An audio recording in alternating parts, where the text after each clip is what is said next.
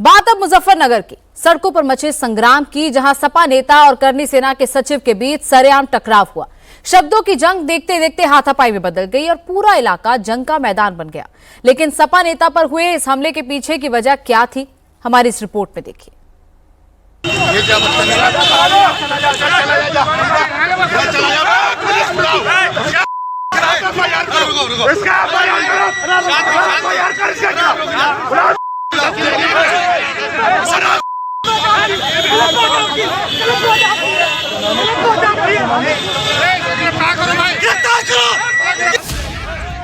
सड़क पर भारी हंगामा मचा है, हाथापाई और धक्का मुक्की हो रही है। लोगों में भारी आक्रोश है, लोग चिल्ला रहे हैं, खूब शोर मचा रहे हैं। लोगों ने एक शख्स को घेर रखा है, कोई उसको धकेल रहा है, कोई उस पर केस करने की मांग कर रहा है। सड़क पर गुजर रहे लोग भी रुक रुक कर नजारा देख रहे हैं, लेकिन कोई आगे नहीं आ रहा है। मौके पर कई पुलिसकर्मी मौजूद हैं, जो गुस्साए लोगों को शांत कराने की कोशिश कर रहे हैं। गले में मफलर डाले जो शख्स बार बार एफआईआर करने की मांग कर रहा है, ये सपा के जिला अध्यक्ष जिया चौधरी हैं।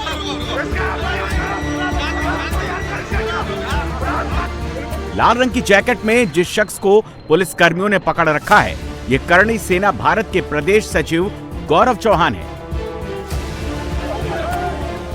ये पूरा मामला यूपी के मुजफ्फरनगर जिले का है, जहां गौरव चौहान ने जिया चौधरी के साथ हाथापाई और मारपीट की।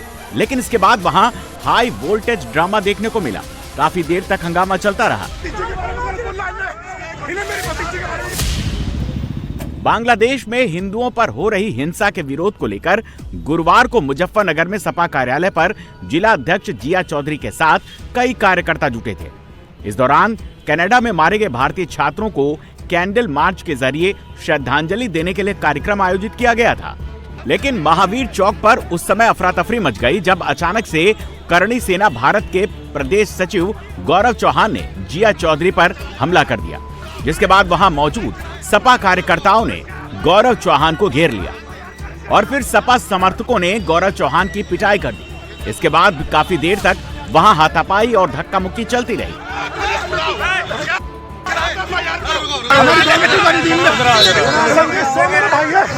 और मेरी भतीजी के बारे में बोल रहा है, इन्हें मेरी भतीजी के बारे में राजनीति में बोल, तू राजनीति में बोल, तू खूब क्या पर मेरी हमारी बोल लगा। सपा जिला अध्यक्ष जिया चौधरी पर उनके हाल में दिए गए बयान को लेकर यह हमला हुआ, जिस बयान में जिया चौधरी ने संगीत सोम को हारा हुआ मानसिक रोगी बताया था। उनके इसी बयान से गुस्सा कर गौरव चौहान ने उनके साथ मारपीट कर दी। मुजफ्फरनगर में सपा नेता के साथ मारपीट के बाद काफी देर तक हंगामा चलता रहा, जिसके बाद वहां मौजूद पुलिसकर्मियों ने गौरव चौहान को शांति भंग करने के आरोप में गिरफ्तार कर लिया। लेकिन उनकी गिरफ्तारी की खबर लगते ही गौरव चौहान के समर्थक थाने पहुंच गए, जिसके बाद गौरव को सिटी मजिस्ट्रेट के सामने पेश किया गया और फिर शांति भंग करने को लेकर उनका चालान करने के बाद आरोपी को जमानत पर छोड़ दिया गया। इस पूरे मामले का वीडियो अब सोशल मीडिया पर भी खूब वायरल हो रहा है। सपा जिला अध्यक्ष जिया चौधरी के साथ मारपीट के बाद सपा कार्यकर्ताओं में भारी रोष है और वो आरोपी गौरव चौहान के खिलाफ सख्त कार्रवाई की मांग कर रहे हैं। राजधानी दिल्ली एक बार फिर गोलियों की गूंज से दहल उठी, जहां बेखौफ शूटर्स ने रोहिणी की एक गेटेड कॉलोनी में घुसकर ताबड़तोड़ गोलीबारी कर दी। बदमाशों ने 25 राउंड फायरिंग की और फिर मौके से फरार हो गए। लेकिन इस गोलीबारी के पीछे कौन सी गैंग थी और उसका निशाना कौन था, ये हमारी इस रिपोर्ट में देखिए। लाल रंग की बाइक पर 3 शूटर्स सवार है। कोई चेहरा ढक रखा है तो किसी ने बैग टांग रखा है। ये शूटर्स बेधड़क होकर सोसाइटी गेट के अंदर घुसते हैं और फिर अंदर जाकर ताबड़तोड़ गोलियां बरसा देते हैं। नीली रंग की जो गाड़ी आपको नजर आ रही है, शूटर्स ने इसी गाड़ी पर फायरिंग की। जमीन पर भी गोलियों के निशान दिख रहे हैं। एक दो नहीं बल्कि बदमाशों ने पूरे 25 राउंड फायर किए। पुलिस और फॉरेंसिक की टीम मौके पर सबूत जुटा रही है। एक एक निशान की मार्किंग की जा रही है। गाड़ी के अंदर भी सबूतों की तलाश की जा रही है। कार के सभी दरवाजे को खोलकर उसे खंगाला जा रहा है। गोलीबारी के दौरान मंजर कितना भयानक होगा, उसकी गवाही कार की विंडशील्ड पर गोलियों के ये निशान दे रहे हैं। कॉलोनी में अंधाधुंध फायरिंग के बाद बेखौफ बदमाश बाइक पर सवार होकर आसानी से फरार हो गए। यह पूरा मामला राजधानी दिल्ली का है, जहां रोहिणी इलाका गुरुवार शाम धुआंधार गोलियों की आवाज से गूंज उठा। बाइक पर आए बदमाशों ने कारोबारी के घर के बाहर 2 दर्जन से ज्यादा गोलियां चलाई। इस खौफनाक वारदात के बाद इलाके के लोगों में डर का माहौल है। मौके पर मौजूद चश्मदीद ने बताया कि बदमाशों ने गलती से प्रॉपर्टी कारोबारी की बजाय किसी और की गाड़ी पर ताबड़तोड़ गोलियां बरसा दी, जिसके बाद सभी बदमाश वहां से 9-2-11 हो गए। ये 3 बंदों ने फायरिंग करी, यहाँ पे सारी गोलियां पड़ी थी नीचे, तो अंधाधुंध उन्होंने फायरिंग करी, किसी को बिल्कुल देखा बना और देख के 2 मिनट के अंदर गायब हो गए यहाँ से। क्या कोई बदमाशों को तो कोई पहचान नहीं पाया? नहीं, कोई नहीं पहचान पाया। वो तो कैमरों के अंदर वैसे आई गया होगा, कैमरे चारों तरफ लगे हुए पकड़ के अंदर।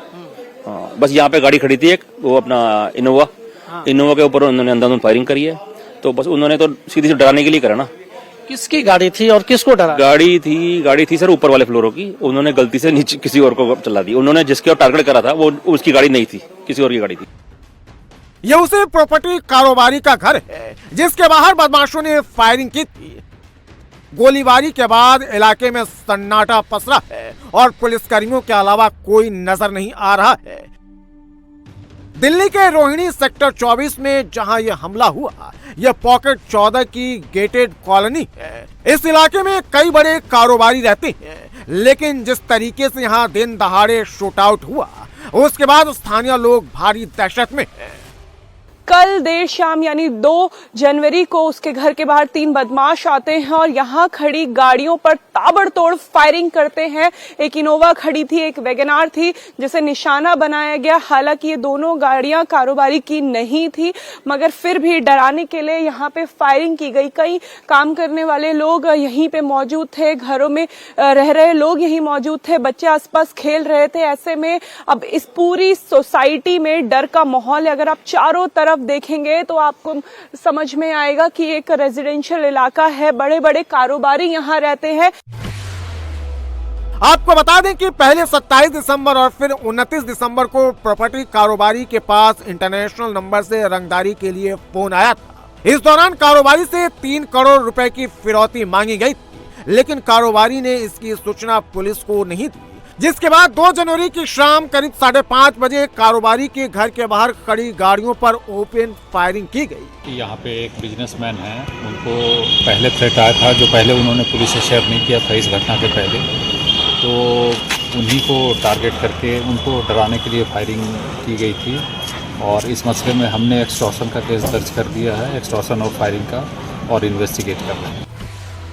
प्रॉपर्टी डीलर को धमकाने के लिए गोलीबारी के बाद दिल्ली पुलिस सतर्क है। दिल्ली स्पेशल सेल की टीम को इस मामले की जांच सौंपी गई है और गोलीबारी करने वाले बदमाशों की तलाश की जा रही है। तो वहीं दूसरी तरफ कारोबारी को सुरक्षा भी मुहैया करा दी गई है। जब ये फायरिंग हुई उसके बाद दिल्ली पुलिस ने संज्ञान लिया और अब कारोबारी के घर के बाहर पुलिस प्रोटेक्शन दे दी गई है। 3 गनर यहाँ पे तैनात हैं। दिल्ली स्पेशल सेल की टीम खुद अब इस मामले की जांच कर रही है, क्योंकि राजधानी दिल्ली में कई ऐसे गैंग एक्टिव हैं जो बड़े बड़े कारोबारियों को निशाना बना रहे हैं, लगातार उनसे फिरौती की रकम मांग रहे हैं, उन्हें टारगेट करके फायरिंग भी कर रहे हैं। ये दिल्ली में पहला ऐसा इंसिडेंट नहीं है जब कारोबारियों को इस तरीके से डराया धमकाया गया और रंगदारी मांगी गई हो। दिल्ली में कारोबारी से रंगदारी मांगने का ये कोई पहला मामला नहीं है। राजधानी दिल्ली में कई ऐसे गैंग एक्टिव हैं जो बड़े बड़े कारोबारियों को निशाना बना रहे हैं, उन्हें टारगेट करके फायरिंग भी कर रहे हैं और लगातार उनसे फिरौती की रकम मांग रहे हैं। कारोबारियों को डराने धमकाने और रंगदारी मांगने के बाद दिल्ली पुलिस पर सवाल खड़े हो रहे हैं। क्योंकि दिल्ली में तेजी से ये फिरौती गैंग पांव पसार रहा है।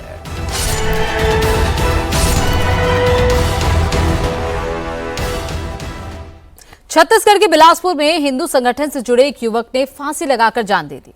नरेश की सुसाइड के बाद हिंदू संगठनों में जबरदस्त आक्रोश है। हिंदू संगठन के कार्यकर्ताओं ने पुलिस प्रशासन के खिलाफ जमकर नारेबाजी की और इसके साथ ही ऐलान किया कि हिंदू हत्या नहीं सहेंगे। दरअसल नरेश ने बांग्लादेश में हिंदुओं पर हो रहे अत्याचार और उनकी हत्याओं का विरोध किया था और उसके बाद से ही सोहेल नाम के इस युवक ने उसे प्रताड़ित करना शुरू कर दिया, जिससे परेशान होकर नरेश ने आत्महत्या कर ली। नरेश ने पुलिस वालों पर आरोप लगाया कि सोहेल को बचाने के लिए पुलिस उसके 2 साथियों को फंसा रही है। मामला बढ़ता देख पुलिस ने सोहेल को गिरफ्तार कर लिया है।